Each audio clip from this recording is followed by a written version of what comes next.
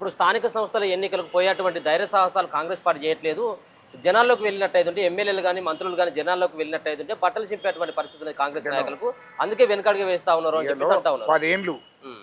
సర్పంచులు అనేటోళ్ళు ఉంటే గ్రామాల్లో సర్పంచులు ఆత్మహత్యలు చేసుకున్నారు. హ్మ్. ఈ లుచ్చాన కొడుకులు చేయబట్టి కేసీఆర్ కేటీఆర్ అనేటోడు చేయబట్టి ఆత్మహత్యలు చేసుకున్నారు. అది గుర్తుపెట్టుకోవాలి. ఎందుకంటే సర్పంచులు కష్టపడి వాళ్ళు అప్పులు చేసుకొచ్చి అక్కడ ఊళ్ళో డెవలప్మెంట్ చేస్తే ఆ బిల్లులు ఇవ్వలేదు ఈ లుచ్చాన కొడుకు కేసీఆర్ కేటీఆర్ అనేటోడు. హ్మ్. వీళ్ళు రాష్ట్రంలో ఉన్న కాంట్రాక్టులకు మొత్తం పనులన్నీ వేయించుకున్నారు. రాష్ట్రంలో 10 ఏండ్లు ఒక్క కాంట్రాక్టు బిల్లు చెల్లించలేదు ఈ నా కొడుకులు. దోపిడీ చేసిన తప్ప బిల్లు చెల్లించలేదు. సర్పంచులు ఆత్మహత్యలు చేసుకున్నారు, కాంట్రాక్టులు ఆత్మహత్యలు చేసుకున్నారు. వీళ్ళు వచ్చే కొడుకులు వీళ్ళు ఎన్నికల గురించి ఎన్నికలు ఎప్పుడు పెట్టాలో మాకు తెలుసు. మాకు చెప్పవలసిన అవసరం లేదు. మా ముఖ్యమంత్రి గారికి తెలుసు, మా ప్రభుత్వానికి తెలుసు. అది ఎప్పుడు పెట్టాలి ఏం చేయాలని మాకు తెలుసు. ఇది చరిత్ర, మాకు ఒక కాంగ్రెస్ పార్టీకి ఒక చరిత్ర ఉంది. ఇంతకుముందు చెప్పాను కదా, ఈ దేశానికి స్వతంత్రం తీసుకొచ్చి పార్టీ కాంగ్రెస్ పార్టీ. తెలంగాణ రాష్ట్రం ఇచ్చిన పార్టీ మా సోనియా గాంధీ అమ్మ కాంగ్రెస్ పార్టీ. అది గుర్తుపెట్టుకొని మాట్లాడాలి. ఇవాళ సోనియా గాంధీ అమ్మ ఇట్ట తెలంగాణ రాష్ట్రం ఇవ్వకపోతే కేసీఆర్ అంటూడు ఈ రాష్ట్రానికి ముఖ్యమంత్రి అవునా అది చెప్పు. కేసీఆర్ అంటూడు ఈ రాష్ట్రానికి ముఖ్యమంత్రి అవునా మా సోనియా గాంధీ అమ్మ తెలంగాణ ఇవ్వకపోతే? అదే కేటీఆర్ అంటూడు మంత్రి అవునా? కవిత అనేది ఎంపీ అవునా? హరీష్ రావు గారు అన్నట్టు మంత్రి అవునా? మా సోనియా గాంధీ అమ్మ గిట్ట తెలంగాణ ఇవ్వకపోతే ఎట్లా మాట్లాడుతున్నారు? తెలంగాణ కాంగ్రెస్ పార్టీకి ఒక చరిత్ర ఉంది. కాంగ్రెస్ పార్టీకి మాట్లాడే హక్కు నీకెక్కడిది? అరే నువ్వు లుచ్చానా కొడుకువు, తెలంగాణ రాష్ట్రాన్ని దోషణ కొడుకువు, తెలంగాణ ప్రభుత్వాన్ని దోషణ కొడుకువు. నీ అయ్యకు కానీ నీకు కానీ ఎక్కడ దక్కు? తెలంగాణ ప్రజల సొమ్మును కక్కియడం కోసమే విచారణ చేపిస్తున్నారు. ప్రభుత్వం విచారణ చేపిస్తున్నది, కమిషన్ విచారణ చేస్తుంది. ఆశామాష కాదు. మీరు దొంగతనమే వేయకపోతున్నారు. ఎందుకు భయపడుతున్నారు? విచారణకు హాజరు కావాలి కదా. విచారణ చేస్తున్నప్పుడు మీకు నీ నిజాయితీను నిరూపించుకోండి. 2014 కన్నా ముందు మీ ఆస్తులు ఎంత, 2014 తర్వాత మీ ఆస్తులు ఎంత, అది చెప్పండి. ఫస్ట్ అది చెప్పండి. ఇష్టం వచ్చినట్టు మాట్లాడితే తప్పులు ఒప్పులు కావు. ఇవాళ గుర్తుపెట్టుకోండి. ఇవాళ మీ బీనామీ పేర్ల మీద కేసీఆర్ కేటీఆర్ హరీష్ రావు కవిత పేరు బీనామీ పేర్ల మీద 30,000 ఎకరాల భూమి ఉన్నది హైదరాబాద్ చుట్టూ. సో ఇంత జరుగుతున్నప్పటికీ కూడా ఒక పక్కన విచారణ జరుగుతుంది కాళేశ్వరం ప్రాజెక్టు పైన.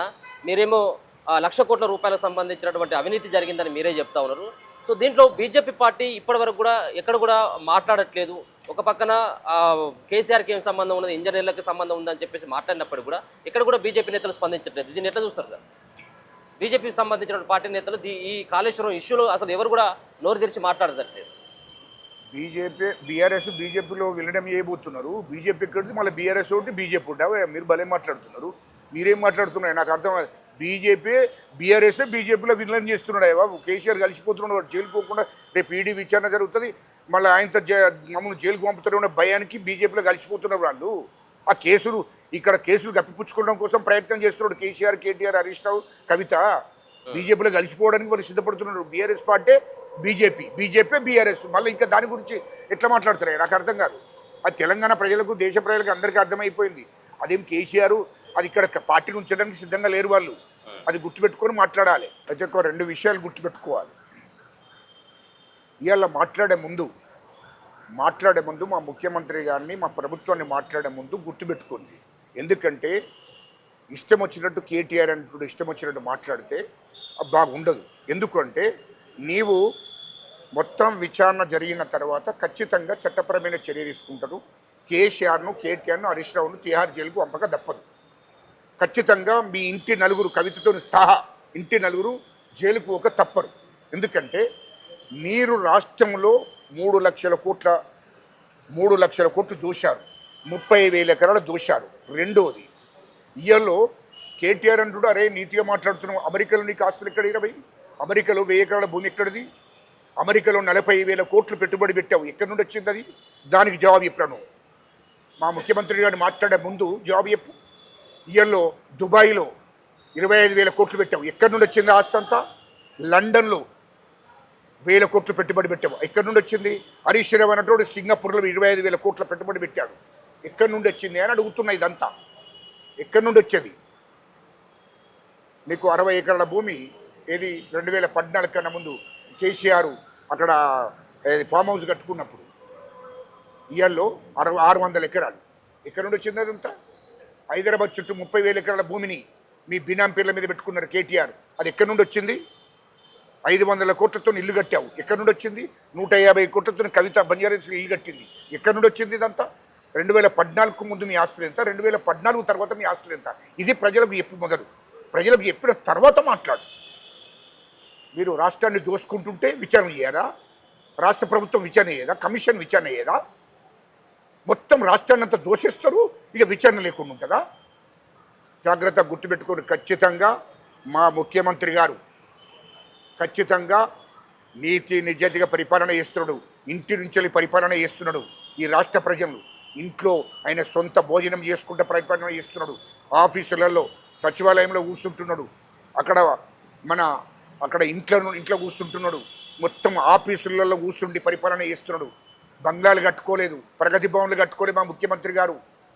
సొంత భవనాలు ప్రభుత్వం సొమ్మును వాడుకుంటలేడు, ప్రజల సొమ్మును వాడుకుంటలేడు. సొంత భోజనం తినుకుంటా ఈ రాష్ట్ర ప్రజల కోసం అహర్నిశలు కష్టపడి పనిచేస్తున్నాడు. మా క్యాబినెట్ మంత్రులు కష్టపడుతున్నారు, మా పిసిసి అధ్యక్షుడు కష్టపడుతున్నాడు. రాష్ట్ర ప్రజలకు ఇచ్చిన హామీలను నెరవేర్చడం కోసం కష్టపడి పనిచేస్తున్నారు. అది గుర్తుపెట్టుకొని మాట్లాడు.